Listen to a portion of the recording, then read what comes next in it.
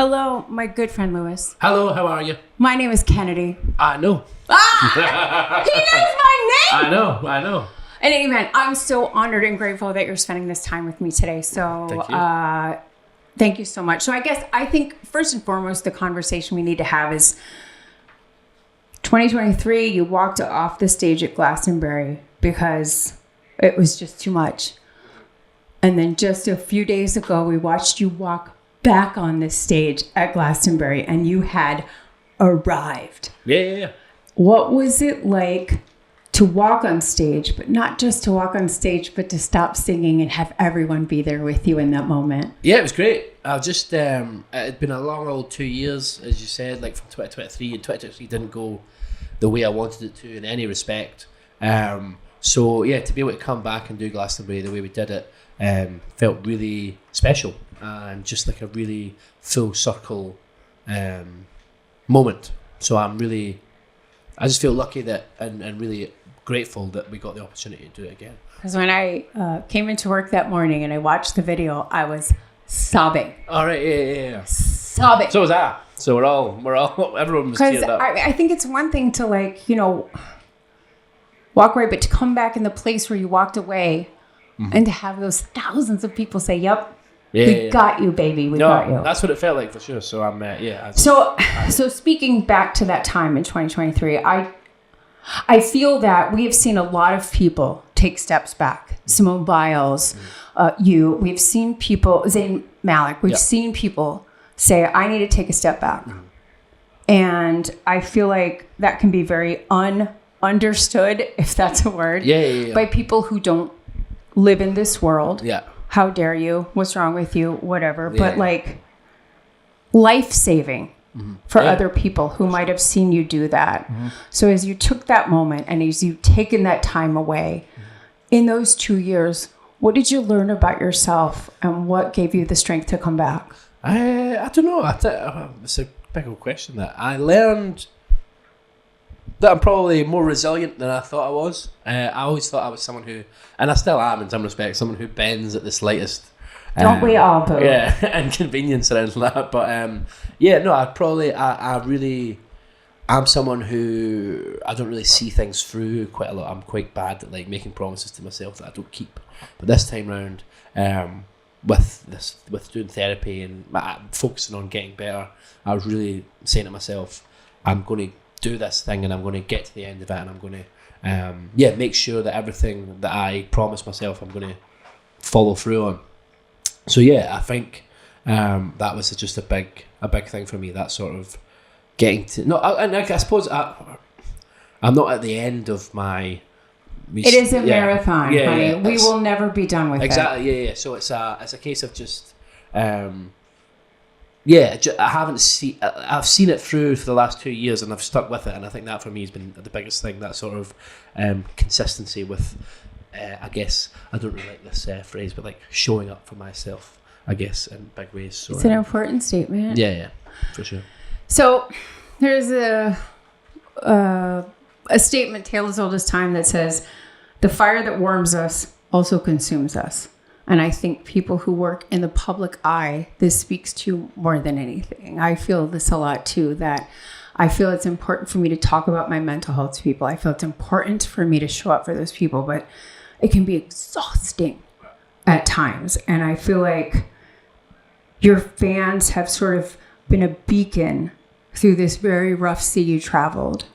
So what could you say to those people who just sold out every concert you just announced, and will sell out the ones that come to America, I'm sure? That'd be nice. What would you say to the people that have lifted you up during this time? Just thanks for still being there, I guess. I was really worried when we went away for that long time that when we came back people wouldn't care, or people would be a bit... music moves so quickly now and so many people come and go, and there's music that so much, 100,000 songs or something are being released every day. I don't know, it's something mental, that stat.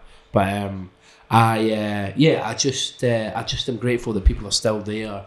People still seem to care about the music that we're putting out, and the outpouring of support that people have showed me over the last 2 years has definitely not gone unnoticed. It's been really lovely, and that yes, the response to the, like you say, the Glastonbury stuff was just was really touching. So just thank you for still being there and still buying tickets to things, because the money is I think it's so far past buying tickets. I think it's so far past a concert. I think it's so far past any of that. And so I'd like to talk about the song Survive. And I was, we took the train in from Boston this morning with my sister, and I put one headphone in her, one in mine.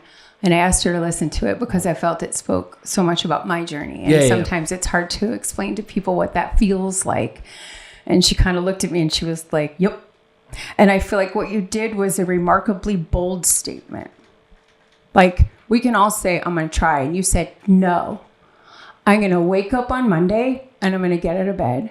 And I swear to God, today I will survive. And as someone who has woken up on a Monday and said, nope, today is not the day and I might not. Like, I want to say thank you for that. Oh, thank you. Cheers. But I also would like to know, like, putting that to paper, bringing that into a recording studio, singing it, bringing it to people. Because we still have to protect our spirit a little bit when we're those kinds of people. How did that feel and how did you make it happen? It was a bit, when we were writing it, I wrote it with a guy called Sam Romans, who I've written. I wrote like Someone You Loved with him and stuff, so we've worked together. But this is the first time me and him sat down in a room and wrote a song since we wrote Someone You Loved. Wow. So it was one of those things of just, I'd been in rooms with people a lot over, like, other writers, other producers, people, musicians or whatever, who were all very keen on writing a song about my mental health, or were keen on writing a song about what had happened at Glastonbury. And I get where they were coming from. They were trying to draw on something real and stuff, but I wasn't really ready to talk about it or anything like that. I was kind of avoiding it. And then, just with Sam, and I've known Sam since 2016, I think. So, I felt very comfortable with him. So, it was much more natural and sort of, it came a lot easier than being like, let's write a song about your mental health. Sometimes that felt a little bit like prescribed. Or like I was like, I don't know if I can Hi, you've been spending 2 years alone and had mental health problems. Let's write a song. Exactly.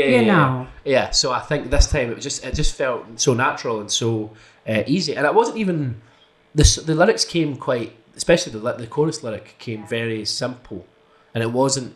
I didn't really feel.